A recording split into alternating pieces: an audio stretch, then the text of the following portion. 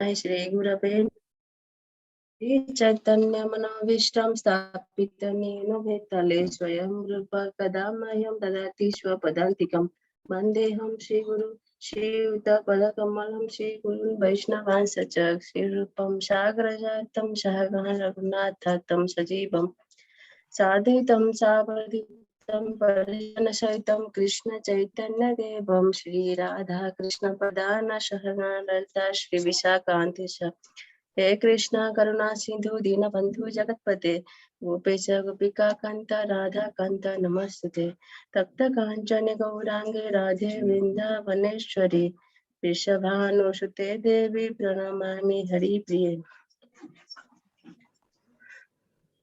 पंचकल्पतरुवैश्च कृपा सिन्धुवैव च पतितानां पावनेभ्यो वैष्णवेभ्यो नमो नमः। जय श्री कृष्ण चैतन्य प्रभु नित्यानंद श्री अद्वैत गदाधर शिवासादि श्री गौर भक्त वृंद की जय। हरे कृष्णा कृष्णा कृष्णा हरे हरे हरे राम राम राम हरे हरे हरे कृष्णा कृष्णा कृष्णा हरे हरे हरे राम राम राम हरे हरे। अनंत कोटि वैष्णव भक्त वृंद की जय। श्रीमद् भगवत गीता की जय। श्रील प्रभुपाद जी की जय। हरे हरे बोल।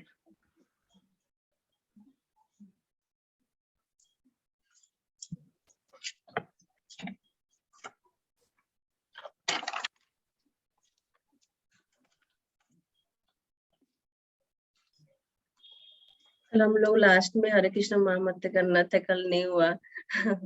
माता जी का कुछ पर्सनल क्वेश्चन था तो हम बंद कर दिए जल्दी सब लोग। माता जी मैं पूछना चाहती हूँ माता जी, अभी इतने दिनों से हम लोग पढ़ रहे हैं ना, तो आप लोग को समझ में माता जी आ रहा है ना अच्छे से? नहीं तो मैं आप बोलिए, आप कैसे मैं और अच्छे से कैसे समझा सकूं? क्या आप लोग को आपको समझ में आ रहा है आप लोग को माता जी भगवत गीता का?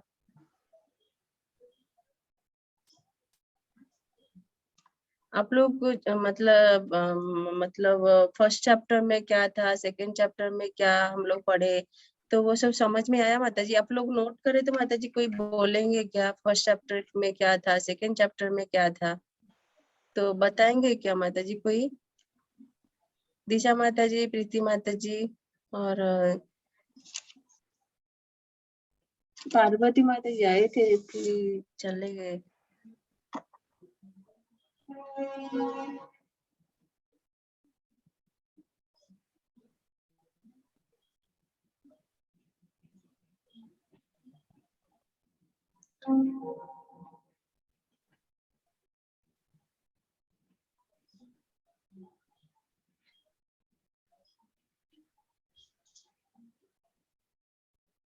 मतलब दिशा माता जी आपको कुछ याद फर्स्ट चैप्टर से ऐसा कुछ आप मतलब नोट करे होंगे तक बताएंगे क्या माता जी? फर्स्ट से अभी अपना 13वां तक हो गया, 13वां चैप्टर तक कितना लिखे माता जी? आप बताइए, आपको कितना समझ में आया माता जी? लिखना और समझना अलग है ना, कितना आपको समझ में आया तो आप बता सकते हैं माता जी। हरे कृष्ण। पहले अध्याय में मतलब ये पूरा महाभारत के युद्ध के बारे में बताया गया है कि संजय जी धृतराष्ट्र को वर्णन करते हैं अपने दिव्य दृष्टि से कि रणभूमि में क्या क्या चल रहा है। तो वो रणभूमि का पूरा वर्णन करते हैं, कौरव पांडव में दल में कौन कौन है। और उस दौरान फिर अर्जुन कृष्ण भगवान जो सारथी रहते हैं उन्हें बोलते हैं कि रणभूमि के मध्य में ले चलो, हमें देखना है सारे सब सामने कौन कौन खड़ा है। और सामने अपने प्रियजनों को खड़ा रहकर देखकर वो थोड़ा कंफ्यूज या हो जाते हैं कि अब ये तो मेरे अपने हैं, इनको मार दूंगा तो मेरे लिए मेरा कौन बचेगा, और वो धर्म संकट में पड़ जाते हैं। तो तब फिर उसी तरह वहां से भागवत की शुरुआत बताई गई है कि भगवान अब उनको गीता के थ्रू उपदेश देते हैं, उनको धर्म का ज्ञान देते हैं। तो ये इतना याद है माता जी। सेकेंड चैप्टर का कुछ माता जी आपको समझ में आया? सेकेंड चैप्टर में किस चीजों के बारे में मतलब हम लोग कितना क्या समझ में आया माता जी, उसके बारे में आप कुछ बताएंगे माता जी? सेकंड चैप्टर में देखिए माता जी। हाँ, एक मिनट।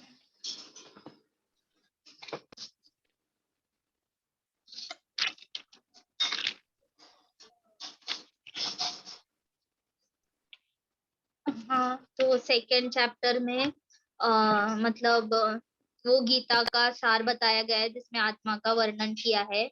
और भगवान अर्जुन को बताते हैं कि आप अपने आसक्तियों का नाश करके उच्च लोक की प्राप्ति कर सकते हो।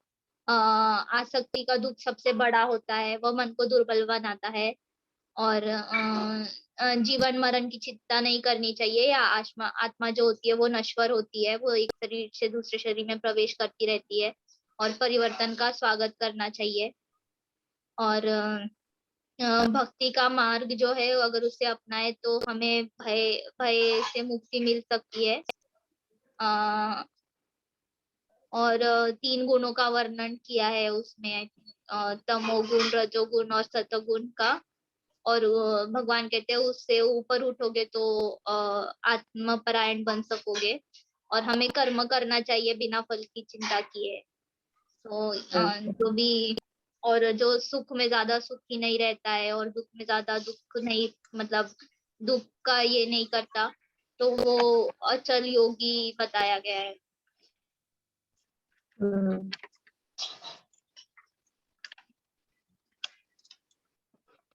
फिर माता जी आगे का कुछ मतलब कुछ नोट करे तो आप समझ में आए तो बोल सकते माता जी। देखिए माता जी, इतना ही किया मैम, तो दूसरे चैप्टर से, दूसरे अध्याय थर्ड से। चैप्टर थर्ड चैप्टर का कुछ देखिए माता जी। ओके, तो थर्ड में फिर आई थिंक भगवान कर्म योग का वर्णन करते हैं कि हाँ। 2 प्रकार के योगों का वर्णन किया गया है, एक ज्ञान योग और भक्ति योग। तो उसमें बताया गया है कि भक्ति बहुत ही सरल है और भक्ति योग का मार्ग सर्वश्रेष्ठ है। तो मन को केंद्रित करने के लिए भक्ति योग का अनुसरण करना बहुत जरूरी होता है। मतलब आसान हो जाता है भक्ति योग से मन को केंद्रित करना। और ज्ञान और भक्ति जो है ये दोनों एक दूसरे से जुड़े हुए हैं, दोनों अलग अलग नहीं है।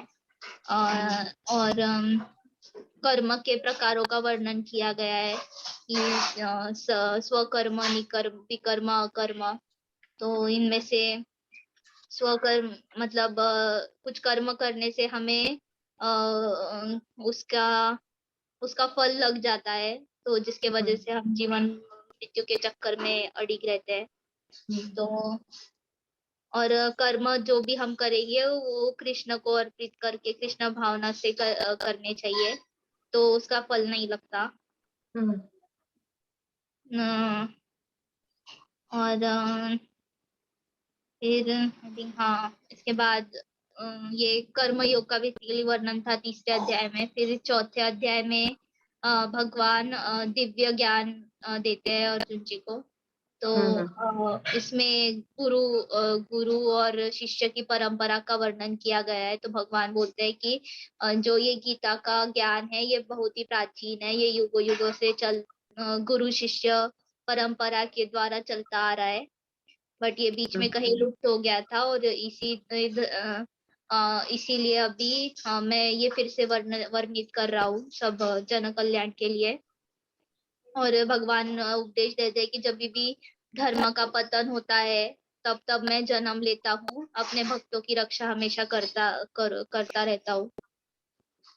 और फिर उसमें वर्णन किया है कि जो जिस भाव से मेरी शरण में आता है उसके अनुसार उसको फल मिलता है। तो अगर कोई पैसों की प्राप्ति के लिए आता है तो भगवान उसकी इच्छा पूरी करते हैं, या जो कोई भक्ति के भाव से आएगा तो उसे उसके अनुसार उसका फल मिलेगा।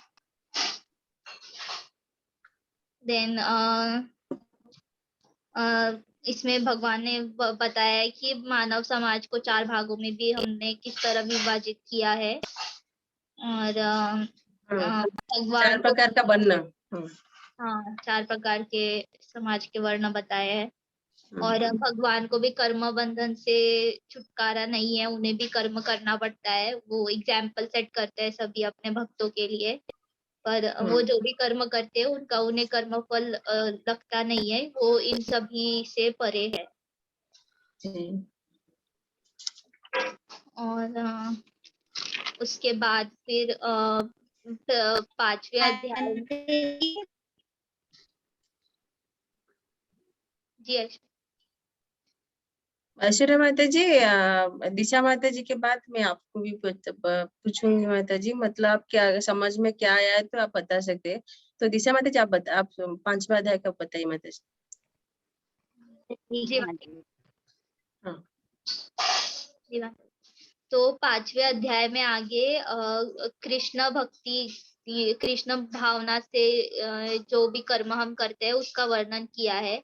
तो अर्जुन जी यहाँ पर प्रश्न पूछते हैं कि भगवान कर्म का त्याग करूं या भक्तिपूर्ण भाव से मैं अपने कर्म करूं, इन दोनों में सबसे श्रेष्ठ कौन है? तो भगवान बोलते हैं कि कर्म के परित्याग से कर्म का परित्याग करने से भी ज्यादा भक्ति युक्त कर्म करना ज्यादा श्रेष्ठ है। और कर्म फल से न घृणा करनी चाहिए, ना उसकी अपेक्षा करनी चाहिए। और इसमें फिर योग का वर्णन किया है। एक मतलब 2 प्रकार के योग बताए फिर से, ज्ञान योग और भक्ति योग। और भगवान कहते हैं कि मुझे प्राप्त करने के लिए भक्ति भाव से किए कर्म बहुत श्रेष्ठ होते हैं और आसान होते हैं। और यहाँ पे फिर भगवान कहते हैं कि अपने मन और इंद्रियों को वश में रखना, वश में करने के लिए, और भक्ति भाव से जो भी करता है वो सभी को प्रिय होता है। और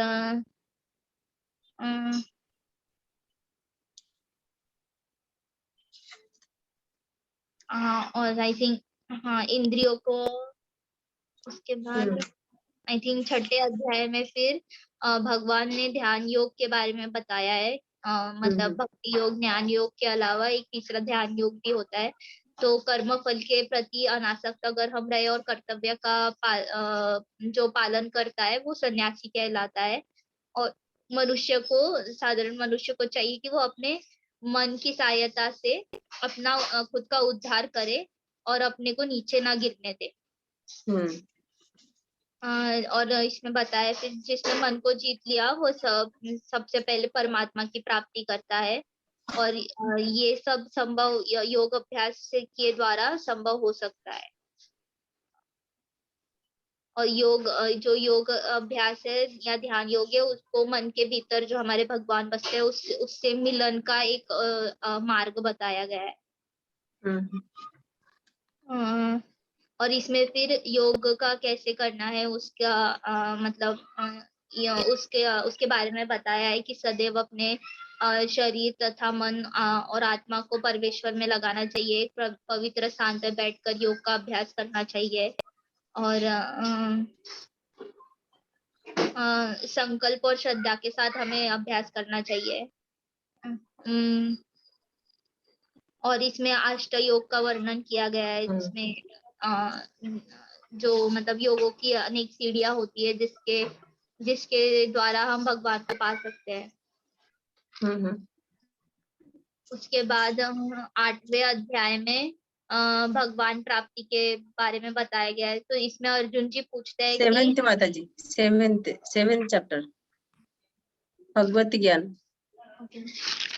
7 का मैंने लिखा नहीं है माता जी। हाँ ठीक है माता जी, आप जो भी लिखे और जो भी आपको समझ में आए माता जी वो समझना जरूरी है माता जी। ठीक है माता जी, आप बोलिए माता जी। ठीक है। तो 8वें अध्याय में भगवान प्राप्ति का मार्ग बताया है कि अर्जुन जी पूछते हैं कि आत्मा सकर्म क्या, मतलब वो अलग अलग उनके प्रश्न रहते हैं कि आप भगवान आप कौन हो, आत्मा क्या होती है, सकर्म क्या होता है, यज्ञ का स्वामी कौन होता है, शरीर में क्या रहता है। तो इसमें फिर भगवान इन सभी उनका प्रश्नों का उत्तर देते हुए कहते हैं कि जो दिव्य जीव है वो ब्रह्म होते हैं, जो हमारा नित्य स्वभाव होता है वो हमारी आत्मा होती है। और हम जो भी भौतिक शरीर के संबंधित कर्म करते हैं उन्हें सकाम कहा जाता है। और हमें हमेशा परिवर्तनशील प्रवृत्ति से का रहना चाहिए। अंत समय में जो भगवान को स्मरण करते हैं उन्हें अवश्य भगवान की प्राप्ति होती है, और हम जिस भाव से भी उनको याद करेंगे उसके अनुसार हमारा दूसरा जन्म निश्चित होता है। तो अ, उसके बाद मन और बुद्धि के स्थिर करने से भगवान को प्राप्त हम कर सकते हैं, और इंद्रियों की क्रिया से विरक्त होना ही योग कहलाता है। अम, और ये योग अभ्यास तथा ओंकार के उच्चारण से अध्यात्म संभव हो सकता है। और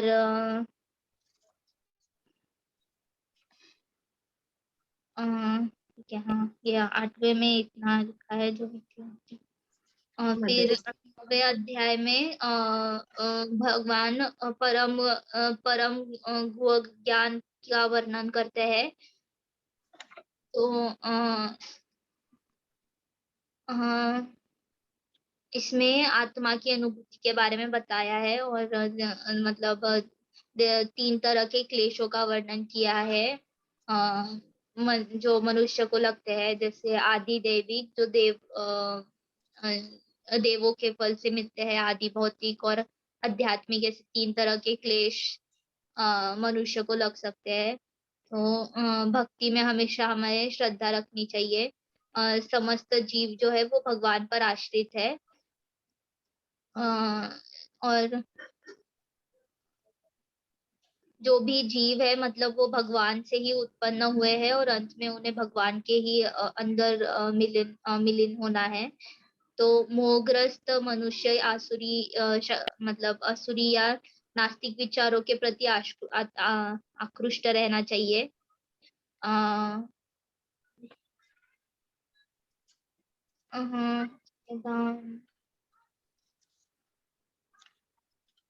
अ, इसके बाद एक महात्मा का वर्णन किया है कि जो मोह मुक्त महात्मा कीर्तन करते हैं, वो दृढ़ संकल्प से हमेशा प्रयास करते हैं, भगवान को नमस्कार करते हैं और भक्ति भाव से अपनी पूजा करते हैं। फिर भगवान उन्हें बताते हैं कि मैं ही लक्ष्य हूँ, मैं सबका पालन करता हूँ, और सबका स्वामी हूँ, और शरण स्थली और मित्र भी हूँ। तो ये गीता का पूरा सार है, मतलब ये सबसे गुप्त ज्ञान है। और फिर वो बोलते हैं कि अगर हम प्रेम और भक्ति भावना से कुछ भी अगर भगवान को अर्पित करते हैं तो वो उसे अवश्य स्वीकार करते हैं। अ, औ- और इसमें फिर साधु का वर्णन किया है कि साधु वही कहलाता है जो अपने संकल्प में हमेशा अड़िग रहता है, और प्रतिदिन निश्चित रूप से हाँ, कोई भी काम अगर हम करेंगे तो उससे हमें हमारे अंदर प्रेम जागृत होता है। फिर 10वें अध्याय में भगवान अपने ऐश्वर्य का वर्णन करते हैं कि भगवान जो है वो अजन्म है, अनादि है, लोगों के स्वामी है। और फिर अम, वो बोलते हैं कि मैं दुनिया के हर कण कण में वास करता हूँ, और मुझे सेवा करने जो भी हम सेवा करते हैं, चाहे छोटी से छोटी हो, वो उन तक जरूर पहुंचती है। और भगवान जिस तरह सब कण में बसते उसी तरह हमारे हृदय में भी वास करते हैं, और ज्ञान में भी वास करते हैं। और फिर भगवान अपने अनेक रूपों का वर्णन करते हैं कि वो मतलब जानवरों में उनका सिंह जैसे है, गाय में कपिला जैसे है, तो इस तरह से अपने सर्वश्रेष्ठ रूपों का वर्णन करते हैं। फिर 11वें चैप्टर में भगवान अपने विराट रूप का दर्शन दिखाते हैं। तो अर्जुन भगवान से अपनी इच्छा, भगवान के सामने अपनी इच्छा प्रकट करते हैं कि मुझे आपका विराट रूप देखना है। तो जो सब लोग मतलब संजय जी फिर उधर धृतराष्ट्र को विराट रूप का वर्णन करते हैं। तो उसमें विराट रूप में भगवान बहुत ही विशालकायी और मतलब असीमित बताए गए हैं, जिनका कोई आद्य स्टार्ट नहीं है, मध्य भाग नहीं है या अंत भी नहीं है। और उनके अंदर बहुत हजार सूर्य जैसा तेज है। तो और उसमें उनके मुख से बहुत ज्वाला निकल रहा है और सारे धृतराष्ट्र के पुत्र पुत्र उसमें समा रहे हैं, दांत के नीचे कुचले जा रहे हैं। और इस प्रकार से उनके पूरे उग्र रूप का वर्णन किया है। तो उसे देखकर अर्जुन थोड़े भयभीत हो जाते हैं। और सभी देवी देवता भी भयभीत हो जाते हैं। तो उसमें भगवान बोलते हैं कि मैं ही काल रूप हूँ, और जो भी युद्ध में सामने खड़े हैं वो ऑलरेडी मेरे द्वारा मारे जा चुके हैं। तो तुम एक बस माध्यम हो और तुम्हें अपना कर्म करना है। और उसके बाद 12वें चैप्टर में बताया, भक्ति योग का वर्णन किया है कि जो लोग अपने मन को एकाग्र करते हैं और श्रद्धा पूर्वक मेरी पूजा करते हैं वो परम सिद्ध बन जाते हैं। जिन लोगों के मन में परमेश्वर के अव्यक्त रूप के प्रति आसक्ति रहती है, उनके लिए प्रगति कर पाना बहुत आसान रहता है। और हम जो भी कार्य करते हैं उसे हमें भगवान को अर्पित कर देना चाहिए और अविचल भाव से भक्ति करती रहनी चाहिए।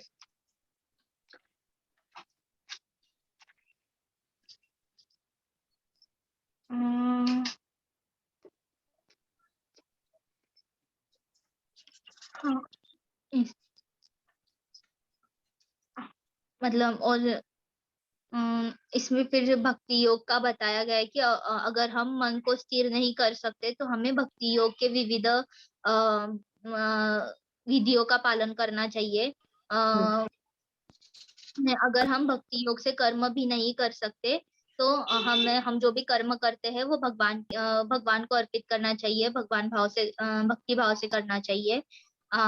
यदि हम कर्म भी नहीं कर सकते तो अपने कर्म के समस्त फलों को त्याग करके कर्म करना चाहिए।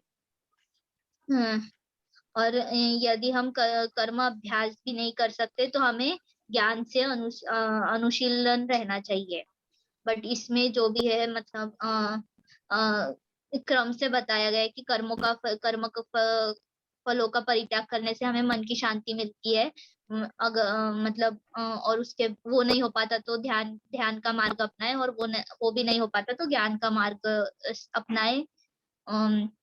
लेकिन जो भी हम करें उसमें दृढ़ रहना चाहिए और उसे भक्ति भाव से प्रेम से करना चाहिए।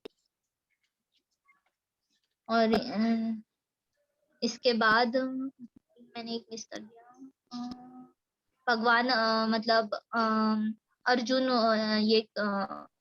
भगवान से विनती करते हैं कि वो अपने चतुर्भुज रूप का दर्शन दे। तो भगवान अर्जुन जी की वो भी इच्छा पूरी करते हैं और अपनी चतुर्भुज रूप का दर्शन उन्हें करवाते हैं। उसके बाद 13वें अध्याय में प्रकृति, पुरुष और चेतना के बारे में अर्जुन जी उनसे पूछते हैं। तो मतलब प्रकृति कौन है, पुरुष कौन है, क्षेत्र क्या रहता है, ये सारी बातों का वर्णन मतलब इस सारों का वर्णन किया गया है। फिर 13 ज्यादा लिखा नहीं है माता जी 13वें के लिए। माता जी बहुत अच्छा है, आप इतना अच्छा बोले माता जी, बहुत बहुत धन्यवाद। बहुत अच्छे से आप सुन रहे, समझ रहे माता जी। सुनना और समझना अलग है माता जी, आप बहुत अच्छे से समझ रहे और अच्छा नोट करके रखे, पढ़े माता जी। बहुत बहुत धन्यवाद, बहुत ध्यान से सुन रहे आप माता जी, लिख रहे। हरे कृष्णा। हरे कृष्ण।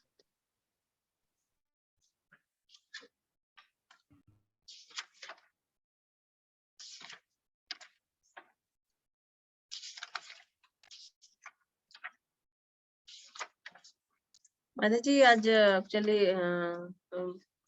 प्रीति माता जी आप कुछ लिखे क्या, ये 13वां चैप्टर का कुछ लिखे माता जी?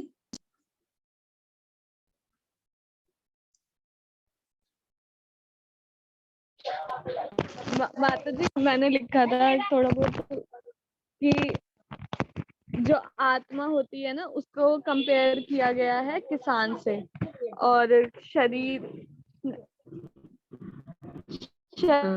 को खेत से कंपैरिजन किया है। तो जैसे किसान जो है वो अपने खेत का ध्यान रखता है, अंदर जो बीज डालता है और फिर उसको पानी देता है, उसको रोशनी मिलती है और फिर सही समय आने पे कटाई करता है। वो जो बीज डालता है उसको वही प्राप्त होता है।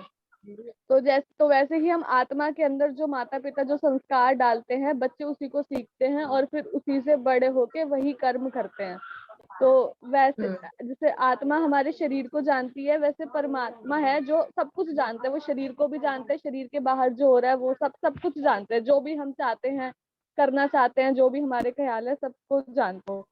तो और उन्होंने ये भी बताया कि वो सबकी इच्छा पूरी करते हैं, चाहे हमारी इच्छा गलत भी है, हम कुछ गलत भी सोच रहे हैं तो भगवान वो भी पूरा करें। वो में भेदभाव नहीं करते अपने भक्तों में, और जो जो उनकी पूजा नहीं करता उसमें भेदभाव नहीं करते। वो सबकी प्रार्थना पूरी करते हैं। और ये बताया कि हमारी पूरे जीवन में हम जिस चीज के बारे में ज्यादा सोचते हैं तो वही चीज हमें अंत समय में याद आती है। चाहे हम किसी भी चीज के बारे में सोचो तो हमें पूरे अपने जीवन में भगवान का ही ध्यान करना चाहिए, ताकि अंत समय में हमारे लिए उनको याद करना सरल हो, तो जिससे हम मोक्ष को प्राप्त कर भगवान के धाम जा सकते। और इसमें ये था कि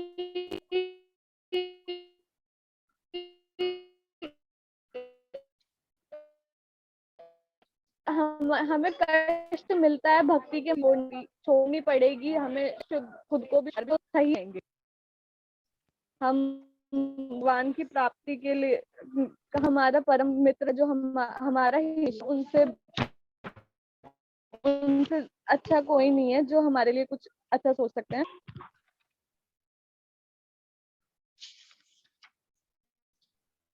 और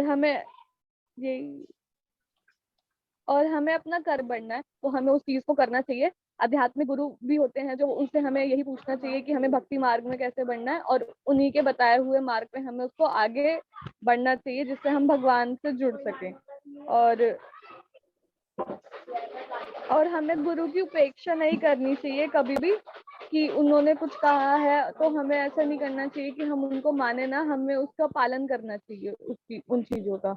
और हमने ये पढ़ा था कि हमें ज्यादा धन शक्ति होती है या कोई भी चीज है, किसी भी चीज के लिए हमें ज्यादा आसक्ति नहीं दिखानी चाहिए, और वो हमारे लिए अच्छा, हमारे कल्याण मार्ग मतलब हमारे लिए अच्छा नहीं है। और परमात्मा हमारे सबसे निकट भी हैं और सबसे दूर भी हैं। निकट हमारे आत्मा के रूप में, और दूर हैं जो गोलोक में भगवान बैकुंठ में जो बैठे हैं, ऐसे। और यही। धन्यवाद माता जी। हरे कृष्णा। दंडवत प्रणाम। हरे कृष्णा। ऐश्वर्या माता जी, आप बताएंगे माता जी कल का हम लोग क्या समझे हैं? आपको क्या समझ में आया कल के जो 13वां चैप्टर में? तो आप बता सकते माता जी, ऐश्वर्या माता जी। उन्होंने बहुत सारे मार्ग बताए थे, और क्या बोलते हैं, जैसे प्रीति माता जी और दिशा माता जी ने बताया, उन्होंने तो पूरा ही बता दिया, मेरे पास कुछ है ही नहीं बोलने के लिए। पर क्या बोलते हैं, उन्होंने बहुत सारे रास्ता बताए थे कि अगर कोई व्यक्ति किसी मार्ग पे नहीं चल सकता तो वो दूसरे मार्ग पे चल के कर्म कर सकता है, और अगर उसका कर्म पूरा नहीं हुआ एक जन्म में या कई जन्म में, तो भगवान उसको और मौके देते हैं ताकि वो अपना कर्म पूरा कर सके और भगवान तक पहुंच सके। हाँ माता जी, 13वां का कुछ आप करें माता जी। 13वां में जो है प्रकृति, पुरुष और चेतना के बारे में बताया गया है, तो उसमें कुछ आप लिखे माता जी, कुछ आपको समझ में आया क्या माता जी? हाँ, वो किसान वाला ही था, तो प्रीति माता जी ने बता दिया, तो क्या। ओके। और पार्वती माता जी चले गए क्या? पार्वती माता जी ओके, चले गए, ठीक है। माता जी का शायद नेट प्रॉब्लम हो रहा है। पार्वती माता जी को आ रहे जा रहे, कुछ नेट प्रॉब्लम है शायद। धन्यवाद माता जी, आप सब लोग बहुत अच्छे से सुन रहे और समझ रहे और अपना नोट बना रहे माता जी, बहुत बहुत धन्यवाद। और माता जी मैं अभी क्या हुआ माता जी, तो समय थोड़ा कम है ना, तो मैं आज दिशा माता जी बताया ना, कल प्रीति माता जी, नहीं तो अशेरा माता जी, कोई बताना चाहते तो मतलब हम लोग फर्स्ट से जहाँ तक पढ़े ना वहां तक थोड़ा थोड़ा चर्चा करेंगे तो सभी का अच्छा हम लोग को और समझ में आएगा। एक एक जन बोलेंगे ना तो पूरा डिटेल में तो समझ में आएगा अच्छा। और ऐसे सब लोग अगर वो एक साथ एक दिन में बोलेंगे तो समय चला जाएगा। हमारा जो आज का चैप्टर जो 14 है ना उसको पूरा करना है। तो ठीक है माता जी, हम लोग पार्वती माता जी आप बताएंगे माता जी कल के बारे, कल का जो 13 चैप्टर के बारे में कुछ आप बताएंगे क्या माता जी? अरे माता जी फिर से चले गए। चलो फिर हम लोग 13 का थोड़ा डिस्कशन करेंगे और थोड़ा 13 में जो है भगवान जो है यहाँ से जो है प्रकृति, पुरुष और चेतना उसके बारे में भगवान बता रहे हैं कि अर्जुन पूछ रहा है कि हे कृष्ण मैं प्रकृति, पुरुष यानी भोक्ता, क्षेत्र यानी क्षेत्रज्ञ के बारे में क्षेत्रज्ञ तथा ज्ञान एवं ज्ञान के विषय में जानने की इच्छुक हूँ। तो भगवान ने एक एक करके सबके बारे में डिटेल में बता रहे। यहाँ पर भगवान बोल रहे जो ये शरीर जो है क्षेत्र है और क्षेत्र को जानने वाला कौन है? क्षेत्र को जानने वाला आत्मा और आत्मा है क्षेत्रज्ञ, और आत्मा से बढ़कर जो है और एक जन है वही परमात्मा। परमात्मा जो है सभी के क्षेत्र को जानने वाले, मतलब सभी को शरीर को जानने वाले है परमात्मा। और हमारे मन में क्या है, हमारे मन में क्या रहता है, मतलब हमारे मन में क्या हमारा सोचना क्या है, हम किस चीजों के बारे में ज्यादा ध्यान करते हैं। ठीक है माता जी, कोई बात नहीं, नेटवर्क प्रॉब्लम आपको, ठीक है कोई बात नहीं। फिर उसके बाद हाँ मतलब हमारे शरीर में क्या हो रहा है सभी चीज, ये सब चीजों के बारे में आत्मा को मालूम है, और सभी शरीरों में क्या हो रहा है वो सब परमात्मा को मालूम है। परमात्मा जो है सभी के हृदय में बैठे हुए हैं, और तो उनको सभी चीज सभी लोगों के बारे में अच्छे से मालूम है परमात्मा को। फिर उसके बाद भगवान बोले है ज्ञान क्या है, और ज्ञान के बारे में बता रहे भगवान की मैं हे भरतवंशी तुम्हें ज्ञान होना चाहिए कि मैं भी समस्त शरीरों की ज्ञानता मैं भी हूँ, और इस शरीर तथा इसके ज्ञानता को जान लेना ज्ञान है। मतलब यहाँ पे भगवान का बोलने का मतलब है जो शरीर का ज्ञानता जो है भगवान स्वयं परमात्मा के रूप में हमारे शरीर में बैठे सबके शरीर में। तो भगवान यहाँ पे बोलना चाह रहे जो परमात्मा को समझ लिया ना तो वो ज्ञान है। भगवान बोले ऐसा ये मेरा मत है, मतलब जो शरीर के अंदर जो जो ज्ञानता मतलब जो क्षेत्र जो शरीर को जो सभी शरीर को जो जानने वाला है वो परमात्मा, जो परमात्मा बताते वो ज्ञान है। मतलब भगवान को समझ लेना मतलब वो ज्ञान है। फिर उसके बाद जो है अर्जुन का जो है मतलब फिर उसके बाद भगवान जो है उनको एक एक क्वेश्चन का आंसर बता रहे कि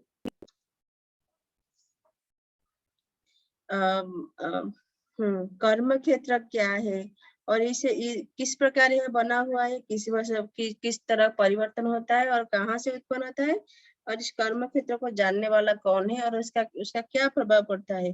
तो भगवान यहाँ पर जो है बता रहे कि मनुष्य को जानना चाहिए कि शरीर किस प्रकार बना है, शरीर किस प्रकार बना है, किस पदार्थ से बना है और किसके नियंत्रण में ये कार्यशील है ये शरीर, और इसमें जो है किस प्रकार परिवर्तन होते हैं। जैसे हम लोग चर्चा कर चुके हैं शरीर जो है परिवर्तनशील है, तो यहाँ पर जो भगवान जो एक एक स्टेप से बता रहे कि ये शरीर मनुष्य होने के नाते हमें ये जानना चाहिए कि किस प्रकार ये शरीर परिवर्तन होता है और ये परिवर्तन कहाँ से आता है, ये परिवर्तन कहाँ से आता है और उसका कारण कौन है, और आत्मा का चरम लक्ष्य क्या है, और तथा आत्मा का वास्तविक स्वरूप क्या है। मनुष्य को आत्मा तथा परमात्मा उनके विभिन्न प्रभावों, उनकी शक्तियों आदि के अंतर को भी जानना चाहिए।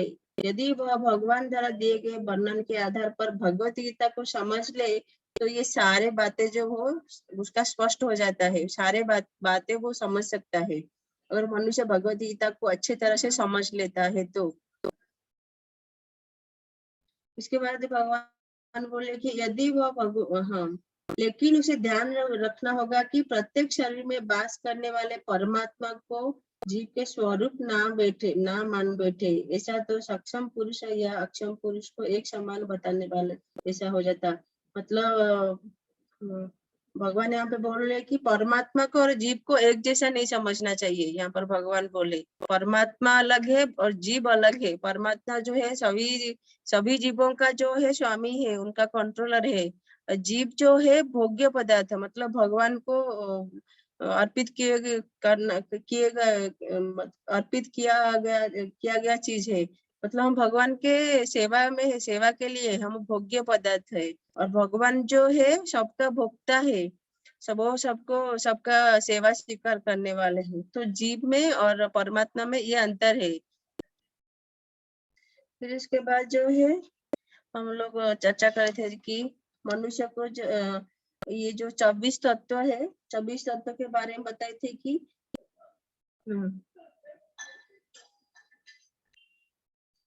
ये जो 24 तत्व है ये सब जो है कर्म का क्षेत्र है। और वो 24 तत्व मतलब जो है 5 मन, पृथ्वी, जल, अग्नि, वायु, आकाश, ये जो 5 महाभूत है। फिर उसके बाद अहंकार, बुद्धि तथा तीनों गुणों की अव्यक्त अवस्था। उसके पश्चात जो है ज्ञानेंद्रिय जो है आंख, कान, जीभ, नाक तथा त्वचा। फिर उसके बाद जो 5 कर्मेंद्रिया है वाणी, पाँव, हाथ, गुद्दा तथा लिंग। और इन सब इंद्रियों के ऊपर जो है मन रहता है। फिर उसके बाद जो भीतर रहने के कारण उसको अंतर इंद्रिय का बताया गया मन को। इस प्रकार मन समझ जो कुल इंद्रिया 11 इंद्रिया हो जाती है। फिर इसके बाद इन इंद्रियों के 5 विषय है, गंध, स्वाद, रूप, स्पर्श तथा ध्वनि। ये सारे इंद्रियों से निकलता है ये सारी चीज। मतलब जैसे गंध हम लोग को सुगंध दुर्गंध में समझ में आता है नाक के द्वारा, ये नाक से उत्पन्न हुआ है। मतलब एक एक चीज उत्पन्न होता है सारे जो है ज्ञानेंद्रिय।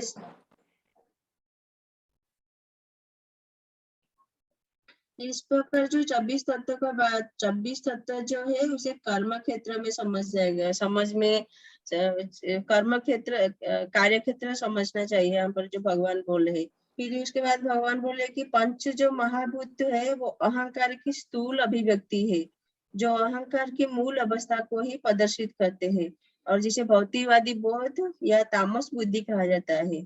और इसके आगे जो भगवान बोले कि प्रकृति के तीनों गुणों की प्रकट अवस्था की सूचक है, प्रकृति के अव्यक्त गुणों का प्रधान कहा जाता है। फिर उसके बाद जो भगवान बोले कि ज्ञान क्या है, तो जैसे हम लोग पढ़े थे इसमें 8, 9, 10, 11, 12 में जो विनम्रता, दम्भहीनता, अहिंसा, सहिष्णुता, सरलता, प्रामाणिक गुरु के पास जाना, ये सब जो है ये जो टीका है जो है ये सभी जो है ज्ञान को घोषित करते हैं। भगवान बोल रहे ये सब ज्ञान है, बाकी जो सारे चीज वो सब अज्ञान है।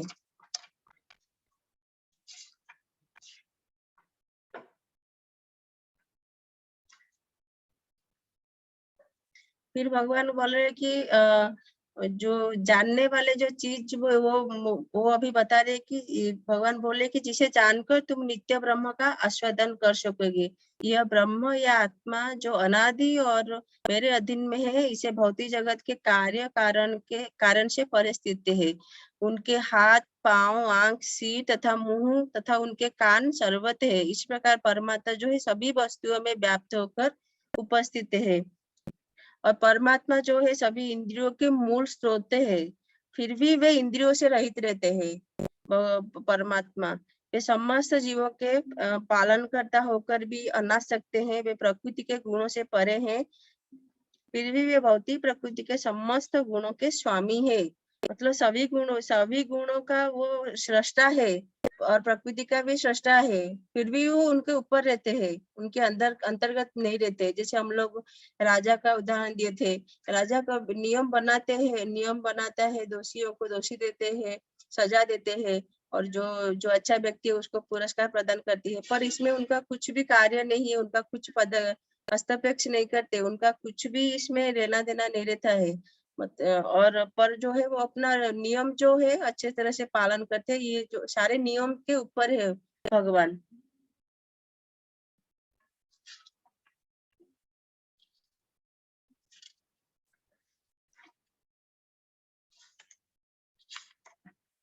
फिर और एक इम्पोर्टेंट श्लोक के बारे में भगवान बोलते हैं कि जो व्यक्ति परमात्मा को सर्वत्र तथा प्रत्येक जीव में समान रूप से वर्तमान देखता है, वह अपने को अपने मन के द्वारा अपने आप को भ्रष्ट नहीं करता है।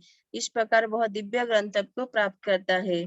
फिर भगवान बोले कि जो यह देखता है कि सारे कार्य शरीर द्वारा संपन्न किए जाते हैं, जिसकी उत्पत्ति प्रकृति से हुई है, और जो देखता है कि आत्मा कुछ भी नहीं करता, वही अध्यात्म में देखता है। मतलब उसको समझ में आता है। यहाँ पर देखता है मतलब उसको समझ में आता है, भगवान के बारे में उसको अच्छे से समझ में आता है। और उसके बाद जो है भगवान बोले कि जो विवेकवान व्यक्ति विभिन्न भौतिक शरीर के कारण विभिन्न स्वरूप को देखना बंद कर देता है। उसे यह देखना है कि वो किस प्रकार से जीव प्रत्येक सर्वत्र फैले हुए हैं तथा वह ब्रह्म बोध को प्राप्त होता है। फिर उसके बाद जो भगवान बोले कि शाश्वत दृष्टि संपन्न लोग यह देख सकते हैं कि अविनाशी आत्मा दिव्य शाश्वत तथा गुणों से अतीत है। हे अर्जुन, भौतिक शरीर के साथ संपर्क होते हुए भी आत्मा न तो कुछ करता है न लिप्त होता है। यद्यपि आकाश सर्वव्यापी है, किंतु अपनी सूक्ष्म प्रकृति के कारण किसी वस्तु से लिप्त नहीं होता। इस तरह ब्रह्म दृष्टि में स्थित आत्मा शरीर में स्थित रहते हुए भी शरीर से लिप्त नहीं होता।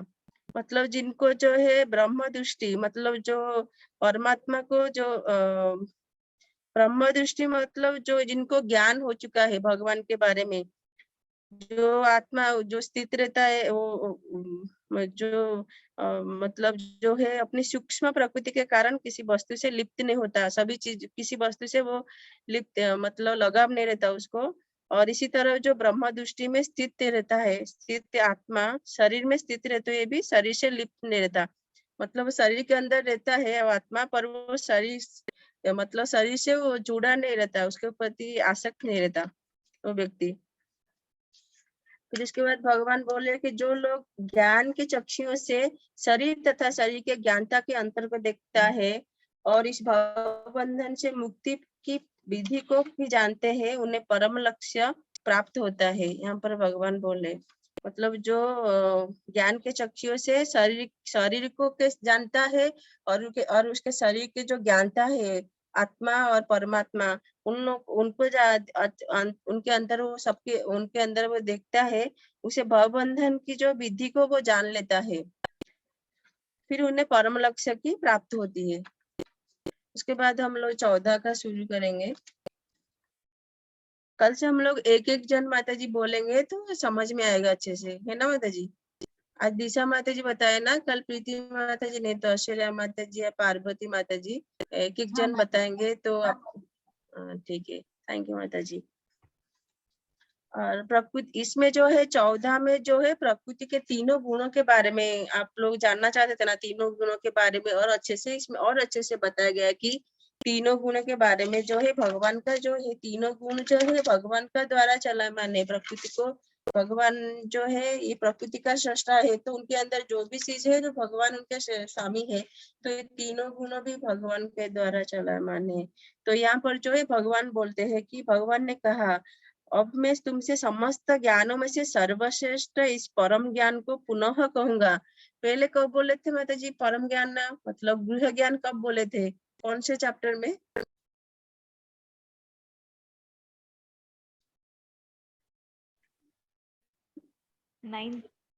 हाँ माता जी 9 चैप्टर में बोले थे। धन्यवाद माता जी। तो भगवान फिर से बोले मैं ये जो परम ज्ञान को पुनः कहूंगा, मतलब बार बार जो है भगवान जो है अपना परम जो गृह ज्ञान को जो है भगवान पूरा बता रहे सबको अपने अर्जुन के सामने, और अर्जुन के थ्रू से हम लोग को भी परम गृह ज्ञान के बारे में हमें भी मालूम हो रहा, हमें भी समझ में आ रहा। फिर भगवान बोले जिसे जान लेने पर समस्त मुनियों ने परम सिद्धि को प्राप्त कर लिए। मतलब इसको जानकर सभी मुनि ने परम सिद्धि को प्राप्त किए। फिर भगवान बोले, इस ज्ञान में स्थित होकर मनुष्य मेरी जैसे दिव्य प्रकृति यानी स्वभाव को प्राप्त कर लेता है, प्राप्त कर सकता है। अगर कोई ये ज्ञान को जान लेता है, मेरे दिव्य इस ज्ञान में स्थिर होकर मतलब उसको मतलब बढ़ावा देता है, तो वो दिव्य प्रकृति यानी भगवान के दिव्य प्रकृति के यानी उनके स्वभाव को प्राप्त कर सकता है। इस प्रकार स्थित हो जाने पर वह न तो सृष्टि के समय उत्पन्न होता है यानी वो प्रलय और नहीं होता है। फिर उसके बाद जो है भगवान जो है तीनों गुणों के बारे में बता रहे कि भगवान यहाँ फिर थर्ड में भगवान ये बोले कि हे भरत पुत्र, ब्रह्म नामक समग्र वस्तु का जन्म का स्रोत ब्रह्म जो है, ब्रह्म नामक समग्र भौतिक वस्तु जन्म का स्रोत है। हम लोग को जैसे मालूम है ब्रह्मा जी जो है सबका सृष्टि किए थे, तो यहाँ पर भगवान बोले कि मैं इसी ब्रह्म को गर्भस्थ करता हूँ। मतलब भगवान बोले कि मैं ही उसको पैदा करने वाला हूँ, वो ब्रह्म को, और जिससे समस्त जीवों का जन्म स्वभाव होता है, संभव होता है। मतलब भगवान बोले कि अगर ब्रह्म को गर्भस्थ करता हूँ तभी जो है सभी जीव का जन्म संभव होता है। भगवान के द्वारा ही सभी जीवों का जन्म संभव है। फिर उसके बाद भगवान बोले कि मैं ही जो है सारे जीव समस्त प्रकार के जीव योनिया भौतिक प्रकृति में जन्म समस्त प्रकार की जीव योनिया इस भौतिक प्रकृति में जन्म द्वारा संभव है और मैं उनका बीज प्रदाता हूँ। मतलब भगवान बोले कि मैं सभी जीवों का जो है सभी जीवों का जन्म का कारण मैं ही हूँ और मैं ही जो बीज प्रदाता मैं ही हूँ, मैं ही बीज डालती हूँ सबका जन्म के लिए। तो मैं ही पिता हूँ। मतलब भगवान जो है परम पिता है, हमारा माता पिता माता पिता है और उनके और वो लोग का मतलब उन सब से जो है परम पिता जो है भगवान है। फिर उसके बाद भगवान जो है भौतिक प्रकृति के तीनों गुण है ना, तीनों गुणों के बारे में भगवान बता रहे हैं। तो तीनों गुण क्या है? सतो रजो तथा तमो गुण। तो भगवान बोले कि जब शाश्वत जीव प्रकृति के संसर्ग में आता है तो वह इन गुणों से बन जाता है। मैं माता जी यहाँ पे आप लोग को समझ में आए तो मैं एक प्रश्न पूछूं कि ये जो तीनों गुणों के बारे में जो है ये भौतिक जगत में जो है जीव क्यों आया है? कोई बताएंगे क्या? हम लोग पढ़ चुके हैं उसके बारे में, अगर आप लोगों को समझ में आया है तो बताइए माता जी।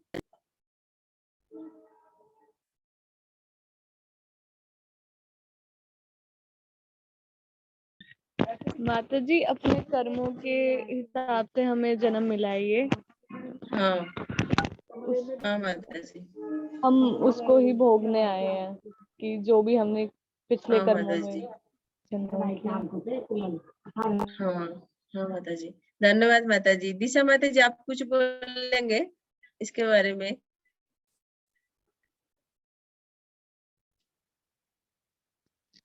माता जी हम मतलब कर्म करने के लिए ही हमारा जन्म हुआ है। हाँ, कर्म फल भोगना चाहते थे, इसीलिए हमारे जो बार बार जन्म मृत्यु हो रहा है। अशरा माता जी आप कुछ बताएंगे? धन्यवाद माता जी। दिशा माता जी, अशरा माता जी आप बताएंगे कुछ? आपको कुछ समझ में आया? हम लोग क्यों बार बार ये जन्म मृत्यु क्यों लेते हैं? ताकि हम लोग भगवान को पहचान सके और उनकी भक्ति करके इन कर्म हमें सही क्या करना चाहिए वो पता होना चाहिए। हम लोग जो हाँ आज तक गलत करते आए हैं उसको सुधारने का भगवान मौका देते हैं, इसीलिए जन्म मिल रहा है।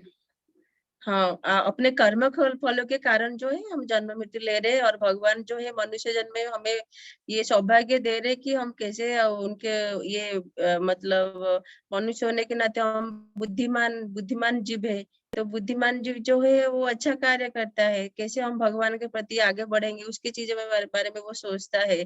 तो इसीलिए हम ये भौतिक जगत में जो है अपने कर्म फलों के कारण जो है हम बार बार ये जन्म मृत्यु लेते हैं। तो ये मनुष्य जीवन बहुत बड़ा दुर्लभ जीवन है। तो हमें जो है जन्म मृत्यु चक्र से उबारने के लिए, मतलब हम कैसे यहाँ से मुक्त हो गए, ये मनुष्य जीवन बहुत दुर्लभ है।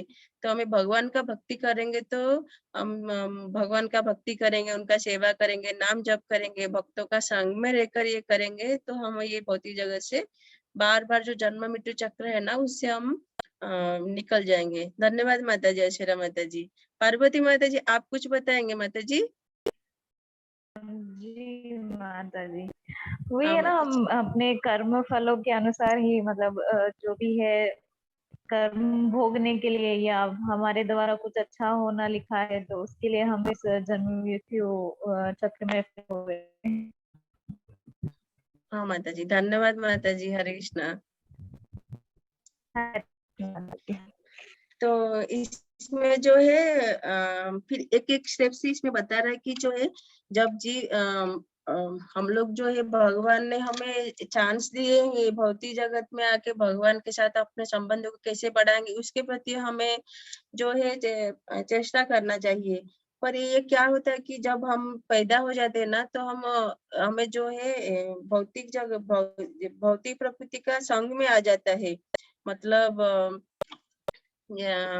और भौतिक प्रकृति में तीनों गुण जो है ना, तीनों गुण है, उसके द्वारा हम बन जाते हैं।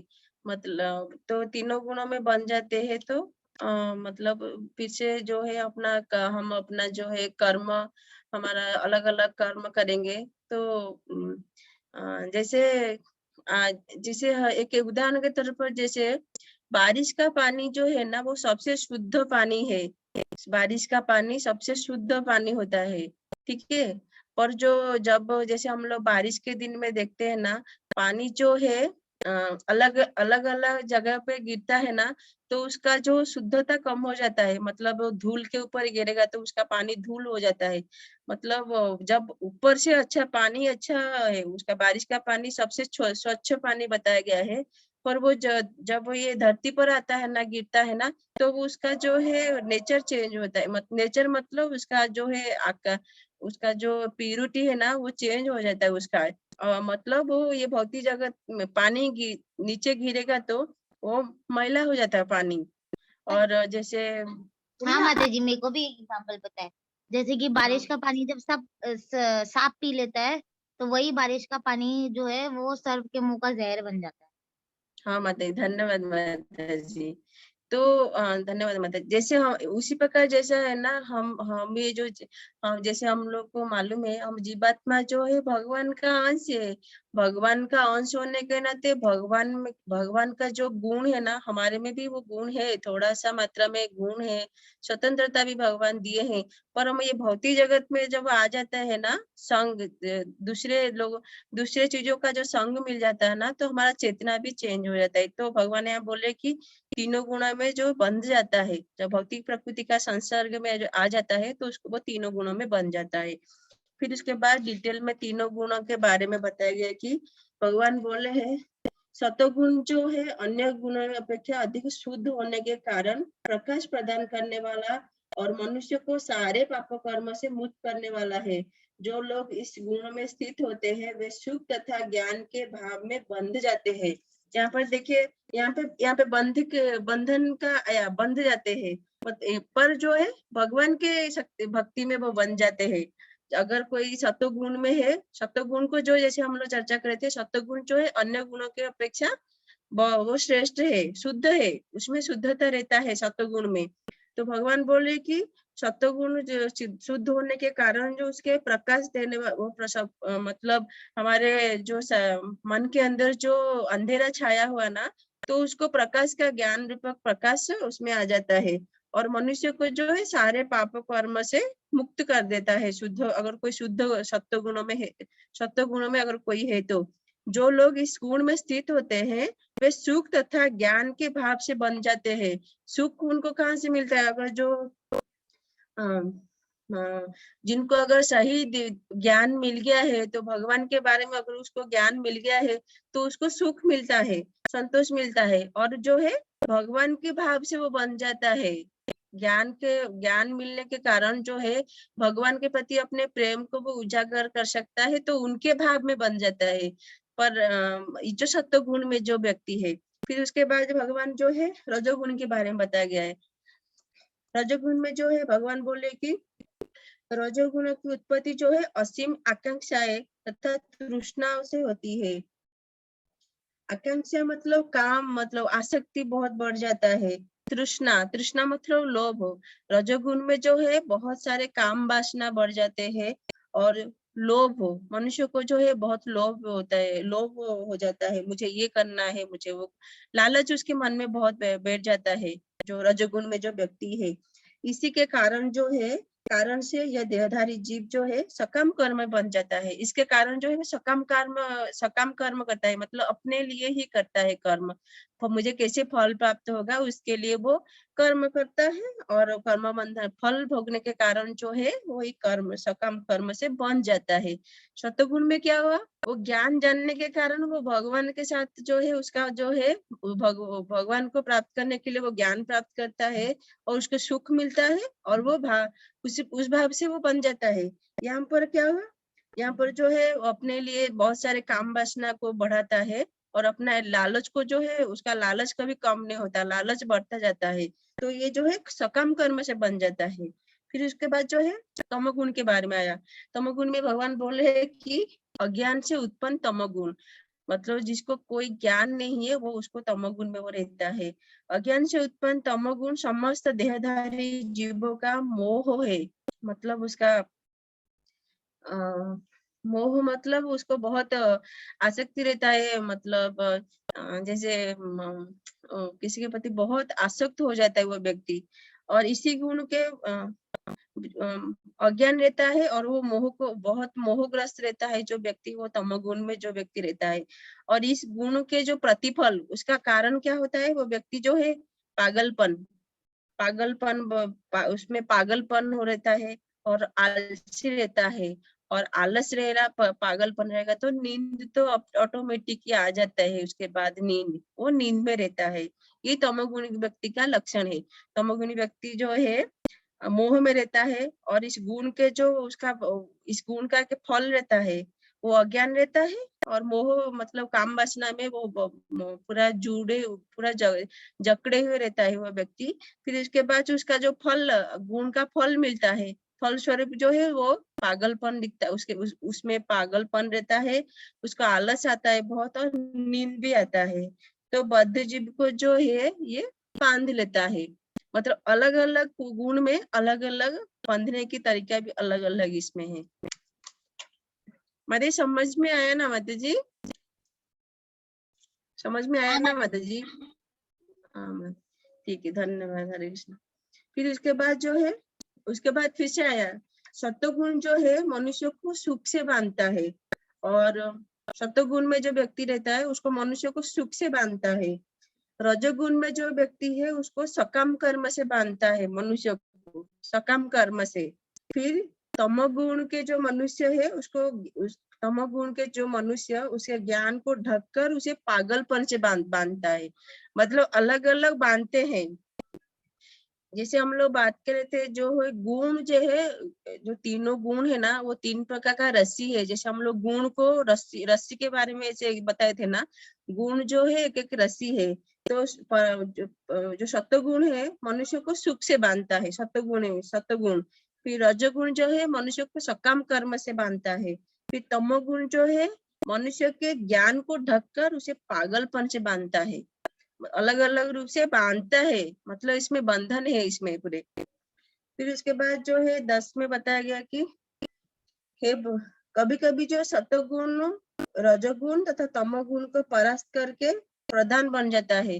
कभी कभी जो है ना सत्वगुण जो है ना रजोगुण तथा तमोगुण से प्रधान बन जाता है।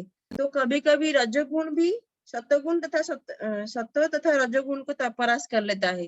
अगर कोई व्यक्ति सत्वगुण में है, शुद्ध सत्वगुण नहीं है ना, तो उसको फिर से बांध लेता है, गुण जो है बांध देता है। अगर हमारा मन दिग्भ्रमित है तो गुण बांध लेता है। तो यहाँ पर बताया गया कि रजोगुण जो है कभी कभी सत्वगुण और रजोगुण को भी परास्त कर देता है।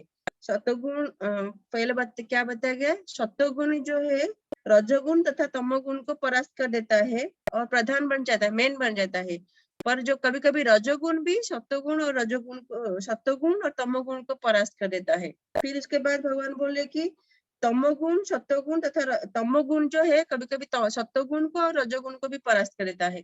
मतलब सब जो एक दूसरे को परास्त करते हैं, कभी रजोगुण जो है सत्वगुण तमोगुण को परास्त करता है, कभी तमोगुण जो है रजोगुण और तमोगुण को सत्वगुण को परास्त करता है, और कभी सत्वगुण जो है रजोगुण और तमोगुणों का परास्त कर देता है।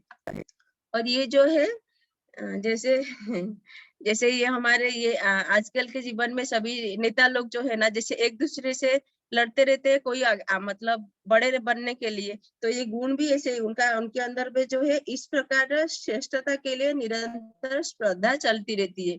श्रेष्ठ बनने के लिए उनके अंदर भी ऐसे सब चलता रहता है, आगे पीछे चलता रहता है, उन लोग के अंदर स्पर्धा चलता रहता है। फिर उसके बाद जो है और फिर से आया कि शतगुण की अभिव्यक्ति को तभी अनुभव किया जा सकता है जब शरीर के सारे द्वार ज्ञान के प्रकाश से प्रकाशित होते हैं।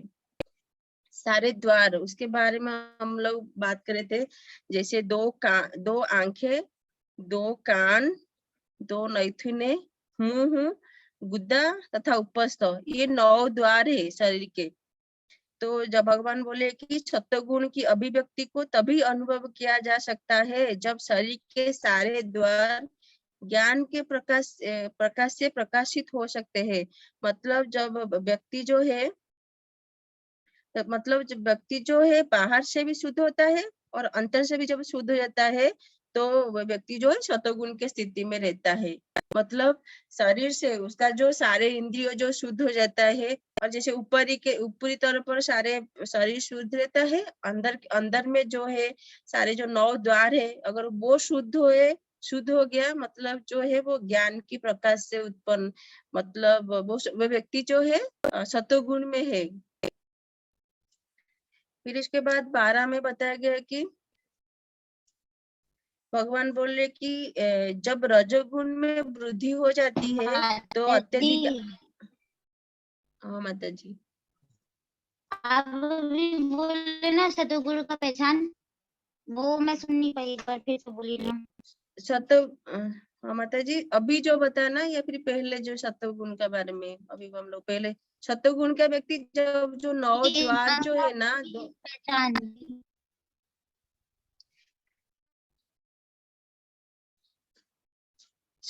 माता जी अभी जो बता रहे उसके बारे में बताऊं, पहले स्टार्टिंग से शुरू करे थे वहां का बताऊं?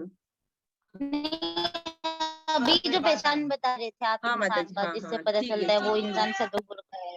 हाँ माता जी, इसमें भगवान क्या बोल रहे हैं, सत्वगुण की अभिव्यक्ति तभी अनुभव किया जा सकता है, मतलब वो व्यक्ति सत्वगुण में है तो हम तब अनुभव कर सकते हैं कि जब उसके शरीर के सारे द्वार ज्ञान के प्रकाश से प्रकाशित होते हैं। शरीर के 9 द्वार है, जैसे हम लोग चर्चा करे थे, 2 आंख, 2 कान, 2 नैथुने, मुंह, गुद्दा और उपस्थ, ये जो है ये सारे द्वार जो है ये प्रत्येक द्वार जो है सत्य के लक्षण से दीपित हो जाए तो मतलब उनको सत्य के बारे में जिनको मालूम हो गया, अपने सारे ये जो है उसका जो सारे इंद्रिया जब शुद्ध हो जाती है ना, तो उसको सारे इंद्रिया कब शुद्ध होता है, जब उसको ज्ञान का जो है प्रकाश सही ज्ञान मिलता है, तो वो सारे इंद्रिया शुद्ध हो जाता है, सारे इंद्रिया उसके बस में रहते हैं।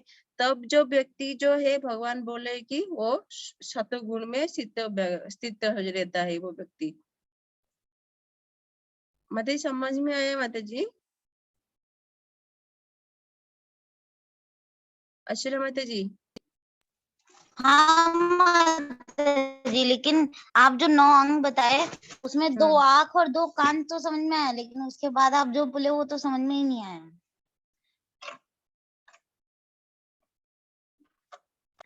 एक मिनट माता जी।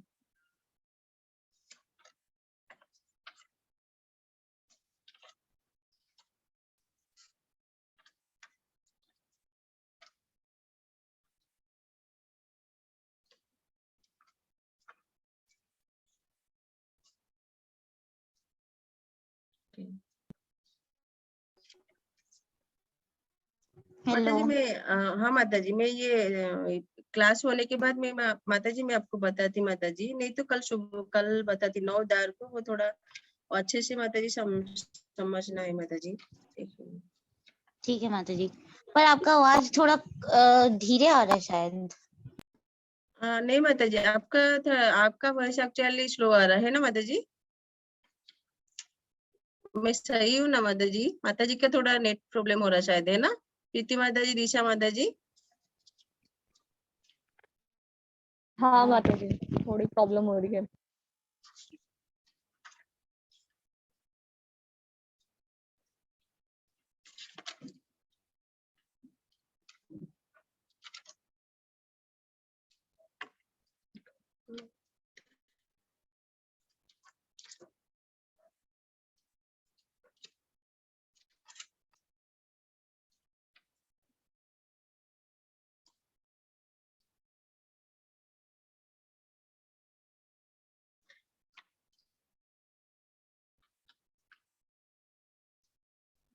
ठीक है माता जी, मैं आपको बताती बाद में। फिर उसके बाद जो है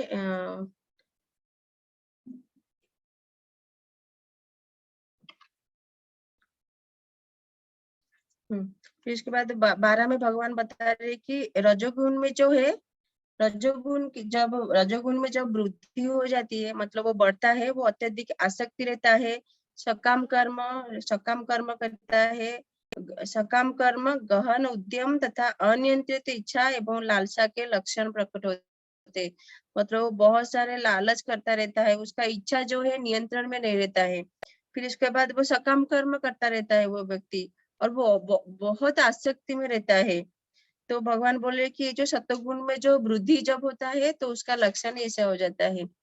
फिर उसके बाद तमोगुण के बारे में बताए, एक एक स्टेप से भगवान यहाँ पे बता रहे। तमोगुण में जो है, तमोगुण जब वृद्धि बढ़ जाता है ना, तो भगवान बोले उसके साथ वो अंधेरा हो जाता है। हाँ, उसको अंधेरा होता है। फिर उसके बाद जो पागलपन उसका बढ़ जाता है। फिर उसके बाद जो है मोह को, मतलब आसक्ति को वो प्राप्त करता है।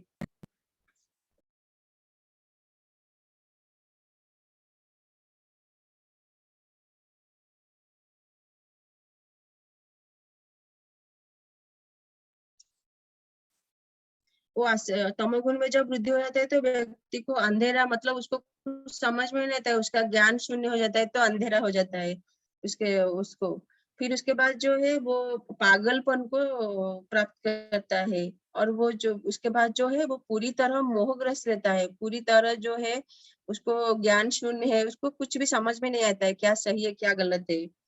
फिर इसके बाद जो है भगवान बोलते हैं कि ये तो हो गया जो वृद्धि होता है। फिर उसके बाद जो है अलग अलग गुण में जो लोग मरते हैं उनका क्या है, उसके बारे में बताया गया है कि सतोगुण में जो मरता है तो उसे महर्षियों के विशुद्ध उच्चतर लोगों की प्राप्ति होती है। मतलब सत्वगुण जो है ना वो थोड़ा शुद्ध रहता है, मनुष्य जो है पवित्रता रहता है उसमें, और उसको ज्ञान का जो है थोड़ा उसके अंदर ज्ञान का दीपक थोड़ा प्रकाश होता है। तो जो ऐसे व्यक्ति जो है महर्षियों के विशुद्ध उच्चतर लोक, मतलब उसको उच्च लोक मिलता है सत्वगुण वाले व्यक्ति को। फिर इसके बाद जो है जब कोई रजोगुण में मरता है तो उसे सकाम कर्मों के बीच में जन्म ग्रहण करना पड़ता है। भगवान बोले कि अगर कोई सकाम कर्म रजोगुण में मरता है, उसको सकाम कर्मियों के बीच जन्म ग्रहण करना पड़ता है। मतलब उसको, मतलब सकाम कर्म फल, मतलब जो बार बार जो है कर्म फल को जो भोगना चाहता है, ऐसे अलग अलग जगह है, सबके लिए अलग अलग जगह रहता है। तो वो सकाम कर्म फल जो लोग सकाम कर्म करके फल को भोगना चाहता है, फल भोगने के लिए जैसे अलग अलग, मतलब कोई किसी को, मतलब थोड़ा पुण्य अगर कोई ज्यादा पुण्य कर्म कर लिया तो उसको स्वर्ग लोग वो मतलब थोड़े दिन के लिए भोग सकते हैं, फिर उसके बाद जो है नीचे चले जाते हैं। फिर उसके बाद जो है अगर कोई तमोगुण में मरता है तो उसको पशु योनि में जन्म मिलता है। यहाँ पर जो है तमोगुण में जो व्यक्ति मरता है वो पशु जन्म उसको मिलता है, उसके बारे में बताया गया है।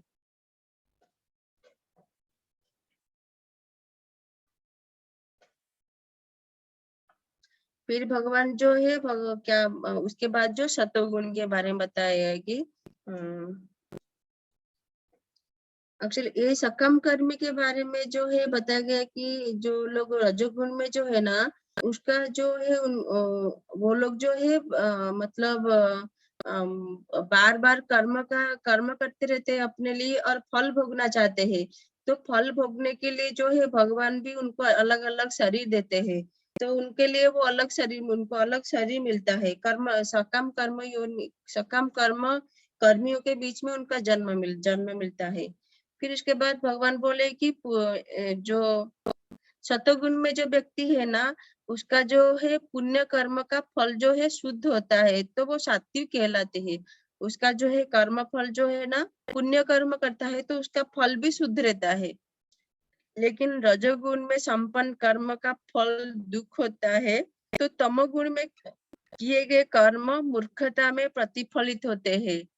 मतलब जो तमोगुण में जो व्यक्ति कर्म करता है उसको मूर्खता बोले कि मूर्खता के कारण उसका कर्म जो है प्रतिफलित होता है। उसको बार बार जो है जन्म मृत्यु चक्र में फंसता रहता है। रजोगुण में जो है कर्म का जो फल उसको भी मिलता है, उसका फल कर्म फल जो है दुख होता है। और तमोगुण में जो व्यक्ति करता है उसका कर्म फल को जो है मूर्खता बताया गया है कि मतलब और उसका प्रतिफल होते रहता है, मतलब उसको फल उसको मिलता है उसका फल, और वो दुखदायक रहता है। उसका जो कर्म फल जो रहता है वो बहुत दुखदायक रहता है। फिर उसके बाद जो है सतोगुण में जो है बताया कि सतोगुण से जो है वास्तविक ज्ञान उत्पन्न होता है। भगवान बोले सतोगुण में जो है हमारा जो ज्ञान जो है वास्तविक ज्ञान उसके अंदर उत्पन्न होता है। रजोगुण से जो है लोभ उत्पन्न होता है।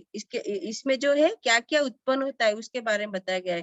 तो भगवान बोले कि रजोगुण में जो है लोभ उत्पन्न होता है, और तमोगुण से जो है अज्ञान, प्रमाद तथा मोह ये सब उत्पन्न होता है। तमोगुण से अज्ञान मतलब उसको ज्ञान शून्य हो जाता है, ज्ञान उसको कुछ ज्ञान नहीं रहता है और वो पागल रहता है और मोहग्रस्त रहता है जो तमोगुण में जो व्यक्ति है। फिर उसके बाद जो है कैसे वो अलग अलग लोग को जाते हैं उसके बारे में बताएगा कि सतोगुण में जो व्यक्ति जो है धीरे धीरे जो है वो उच्च लोकों को ऊपर चले जाता है। उच्च लोकों के ऊपर मतलब वो आगे भी बढ़ जाता है सतोगुण में जो व्यक्ति है। फिर उसके बाद जो है रजोगुण में जो व्यक्ति है वो जो है पृथ्वी लोक में जो है उसका तो कुछ प्रगति नहीं है, तो वो बार बार जन्म मृत्यु ये पृथ्वी में वो आते जाते रहता है, घूमते रहता है। और ये जो है अत्यंत गहिर तमोगुण में जो स्थित है वो नीचे नरक लोकों को जाते हैं। मतलब सबसे जो नीच जो है बताया गया है जो है तमोगुण में जो व्यक्ति है वो जो है नीचे नरक लोकों में वो लोग जाते हैं, जहाँ पर जो वो उनको बहुत सारे यातनाएं देते हैं वहां पर नरक में। फिर इसके बाद जो है भगवान बोल रहे हैं कि 19-20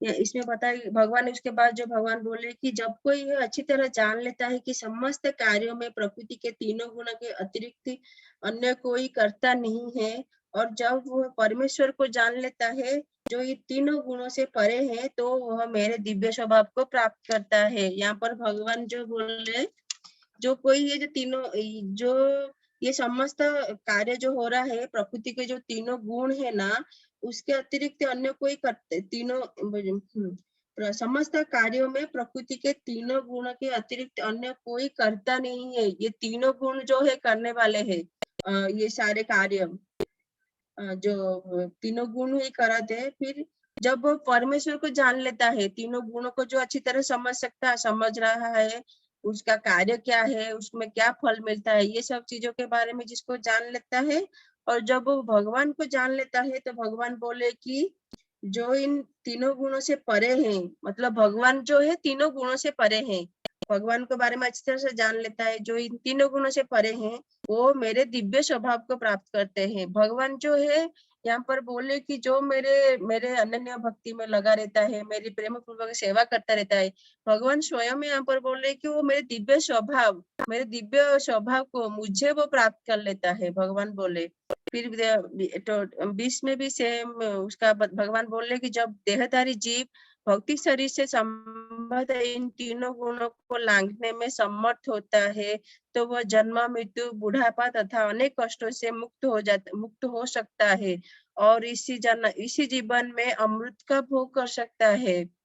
मतलब उसको दुख नहीं है, उसको कुछ दुख नहीं मिलता है। जो अगर तीनों गुणों को लांघ लेता है, भगवान को समझ लेता है, तो उसको इस जीवन में मतलब कुछ दुख नहीं है। उसको अमृत अमृत बोले तो सबको, अमृत बोले तो बहुत बड़ी चीज है, उसको सब पाना चाहते हैं अमृत। तो भगवान बोले कि वो अमृत का भोग कर सकता है। मतलब अमृत को जो है, जो जन्म मृत्यु, अमृत किससे मिलते हैं? जो जन्म मृत्यु, बार बार जन्म मृत्यु जो नहीं करता है, उससे वो अमृत खाए तो उसको बार बार जन्म मृत्यु नहीं मिलता है। तो भगवान यहाँ पे बोल रहे हैं कि वो अमृत का भोग कर सकता है। मतलब मेरे को ही यहाँ इनडायरेक्टली डायरेक्टली भगवान एक ही चीज बता रहे कि वो मुझे ही प्राप्त करेगा। जो व्यक्ति जो तीनों गुणों को लांघने में समर्थ हो जाता है और जब मेरे सेवा में लगा रहता है तो मुझे ही प्राप्त करता है। फिर यहाँ पर जो है अर्जुन पूछ रहा, अर्जुन का क्वेश्चन आ रहा है, भगवान जो इन तीनों गुणों से परे है वह किन लक्षणों के द्वारा जाना जा सकता है? उसका आचरण कैसा होता है और वह प्रकृति के गुणों को किस प्रकार लांघता है? तो यहाँ पर अर्जुन जी का, ये तो अर्जुन जी का क्वेश्चन है, तो क्वेश्चन रहना चाहिए। अगर हमारे मन में डाउट नहीं है तो हमारा अगर हम किसी चीजों के बारे में अच्छे से जानना है तो डाउट रहना चाहिए। तो भगवान यहाँ पर अर्जुन पूछ रहा है, इन जो ये तीनों गुणों से जो इन तीनों गुणों से परे हैं वो किन लक्षण, उनका लक्षण कैसा रहता है, हम कैसे उसको जाने, उसका आचरण कैसा रहता है और वह प्रकृति के गुणों को किस प्रकार लांघता है। भगवान को वो पूछ रहा है एक प्रश्न। वो प्रश्न उनके लिए नहीं पूछ रहे, वो हमारे लिए पूछ रहे। हमारे मन में ये सारे द्वंद्व जो हमारे मन में आता है, भगवान को अर्जुन तो जो है भगवान को पूरी तरह जान चुके हैं। वो जैसे हम लोग देख चुके हैं कि उनको दिव्य ज्ञान मिल गया है और उनको भगवान का आश्चर्य उनको मिल चुका है, भगवान के बारे में उनको अच्छे से जान चुके हैं, उनको विराट रूप का दर्शन हुआ है।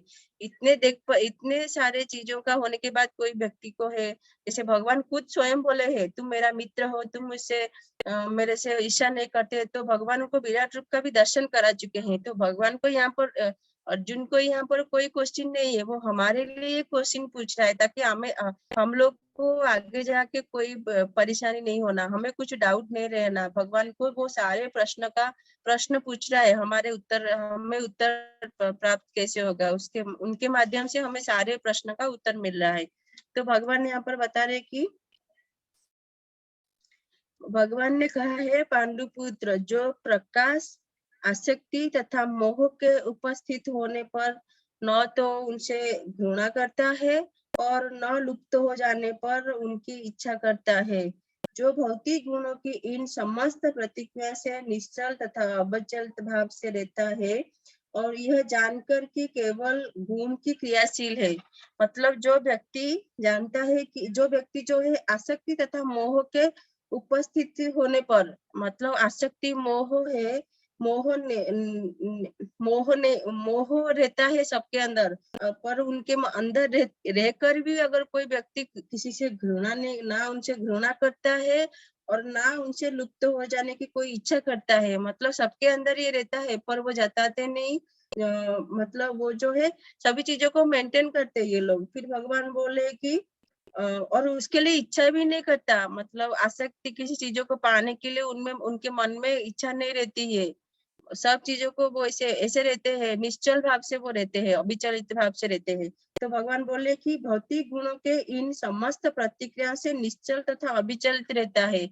ये जो है भौतिक विषय भक्ति, आसक्ति, मोह जो है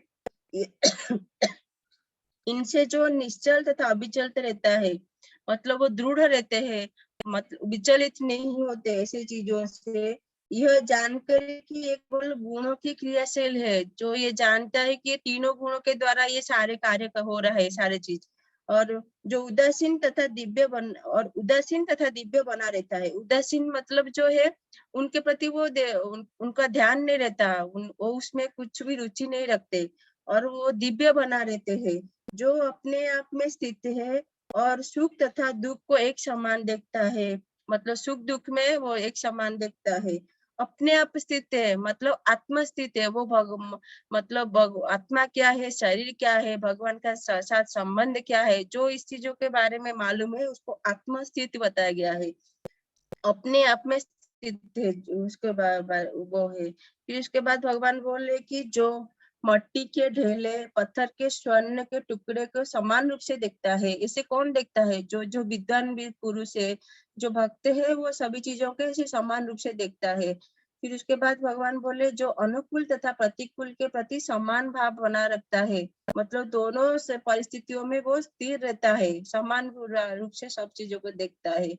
जो धीर है और प्रशंसा से तथा बुराई से जिसका मन प्रशंसा तथा बुराई, मान तथा अपमान से समान भाव रखता है। जो अगर प्रतिकूल और अनुकूल भाव प्रति जो है जिसका समान भाव रहता है, तो उसको ना प्रशंसा की जो उनमें कुछ फर्क नहीं पड़ता, या बुराई या मान अपमान इसमें जो है वो समान भाव रखता है। जो शत्रु तथा मित्र के साथ समान व्यवहार करता है और जिसने सारे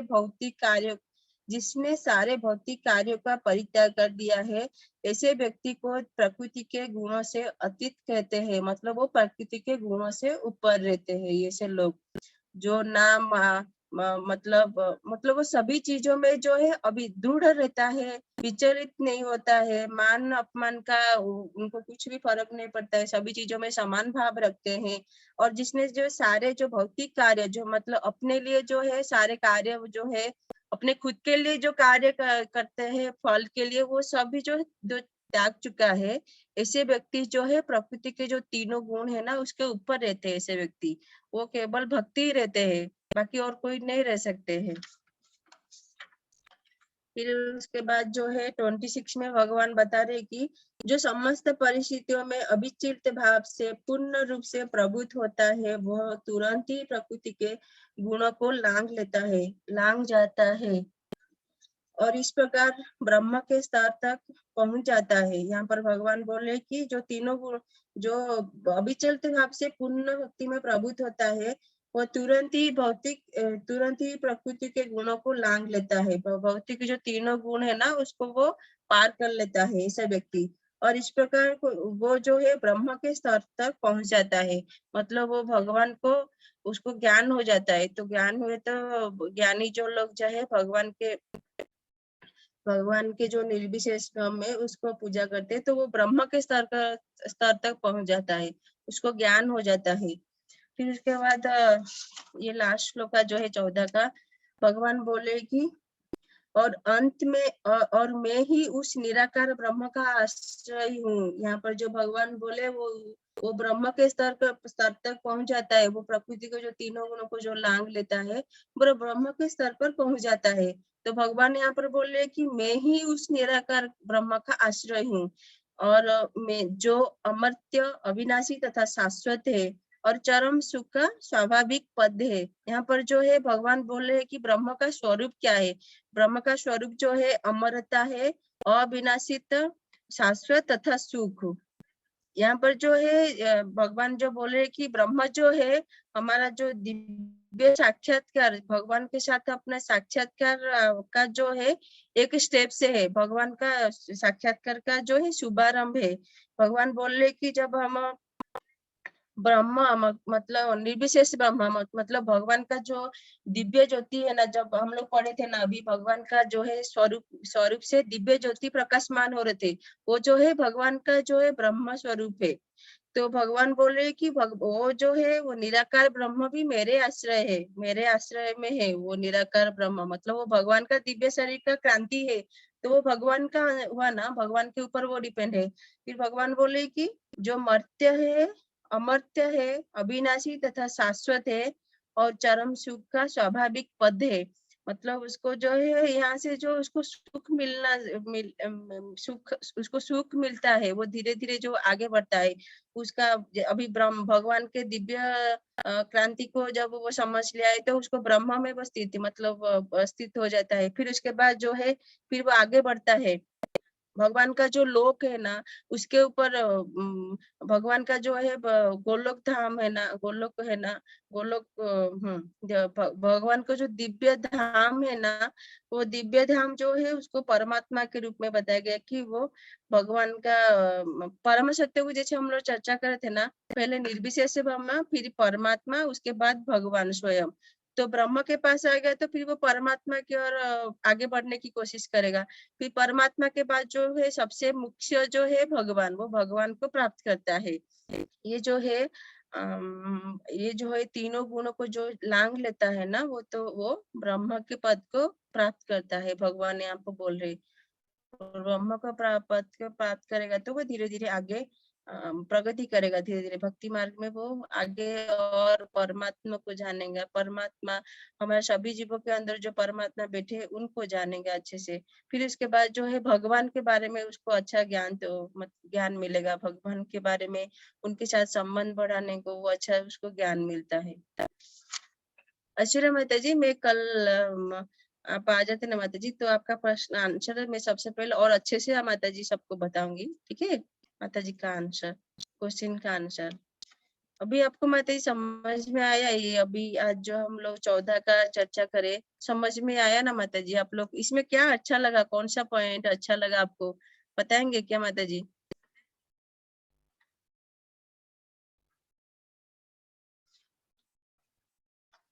ये हम लोग ये 14 में किस चीज के बारे में हम लोग चर्चा करें माता जी अभी?